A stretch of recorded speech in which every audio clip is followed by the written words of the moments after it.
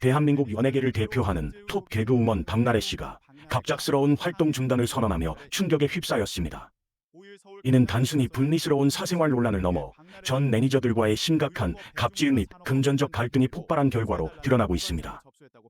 톱스타의 명함이 극명하게 갈리는 이번 사태를 제3자의 시각으로 자세히 파헤쳐봅니다. 박나래 씨와 그녀의 곁을 지켰던 두 명의 전 매니저 사이의 갈등이 본격적으로 불거진 것은 신규 예능 프로그램 촬영을 준비하는 과정이었습니다.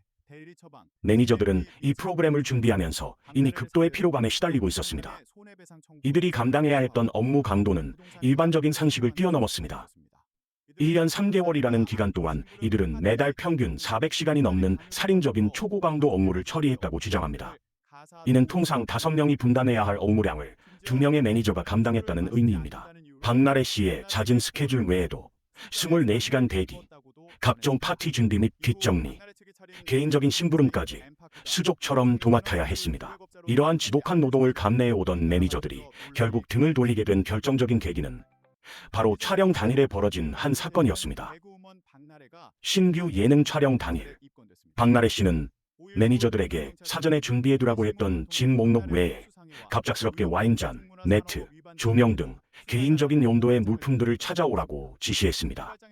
매니저들은 급히 집안을 뒤졌지만 결국 물품을 찾지 못했습니다.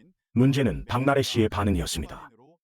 그녀는 물건을 찾지 못했다는 이유로 자택에 와 있던 헤어 및 메이크업 스태프들 등 제3자들이 보는 앞에서 매니저들을 향해 강도 높은 질책을 쏟아냈습니다. 1년 넘게 엉뚱어왔던 피로와 스트레스에 공개적인 모멸감이 더해지자 두 전 매니저는 이 사건 직후 결국 퇴사 의사를 전달하고 회사를 떠났습니다. 두 매니저의 퇴사는 단순히 갑질 문제로 끝나지 않고 곧바로 첨예한 금전적 분쟁으로 번졌습니다. 매니저 측은 박나래 씨가 1인 기획사 설립 당시 약속했던 수익 배분이 제대로 지켜지지 않았으며 초과 근무 수당과 업무를 위해 사용했던 미지급 비용들 역시 정산받지 못했다고 주장했습니다. 결국 이 금전적인 문제가 톱스타와 전 직원 간의 법적 다툼으로 비화했습니다. 매니저 측의 주장에 대해 경찰은 박나래 씨를 상대로 고소장을 접수하고 정식 수사에 착수했습니다. 이는 단순한 내부 갈등을 넘어선 명백한 법적 쟁점들을 담고 있음을 시사합니다. 사태가 커지자 박나래 씨는 공식 입장문을 통해 전 매니저들과 만나 오해를 풀었다고 밝혔습니다. 그녀는 모든 것이 자신의 불찰이었다며 깊이 반성하고 있다는 태도를 보였습니다. 이 입장문은 잠시 논란을 잠재우는 듯 보였습니다. 그러나 전 매니저들은 곧바로 박나래 씨의 주장에 반박했습니다.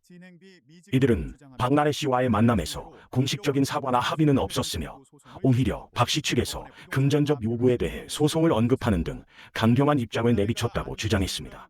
이처럼 양측의 입장이 첨예하게 엇갈리면서 박나래 씨의 활동 중단 선언이 진정한 반성에서 비롯된 것인지 아니면 불리한 국면을 피하기 위한 임시 방편이었는지에 대한 의구심이 증폭되고 있습니다. 톱스타의 성공 뒤에 숨겨진 그늘, 그리고 노동과 약속의 가치에 대한 질문을 남기며 박나래 사태는 현재 진행형입니다. 갑질 논란이 내부 폭로로 조용히 진행될 수 있었던 사안이었다면 이를 수면 위로 끌어올리고 박나래 씨에게 치명타를 입힌 건 바로 주사 이모 논란이었습니다. 매니저들과의 갈등이 격화되던 시점, 언론은 박나래 씨가 술자리 후유증 및 컨디션 회복을 위해 비의료인에게 불법 시술을 받았다는 의혹을 보도했습니다. 이는 명백한 의료법 위반으로 형사처벌 대상이 되는 중대 사안이었습니다.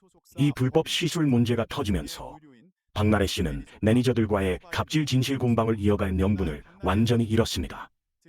결국 그녀는 더 이상 논란을 키울 수 없다는 판단하에 모든 상황을 인정하고 활동 중단을 선언하는 수순을 밟게 되었습니다.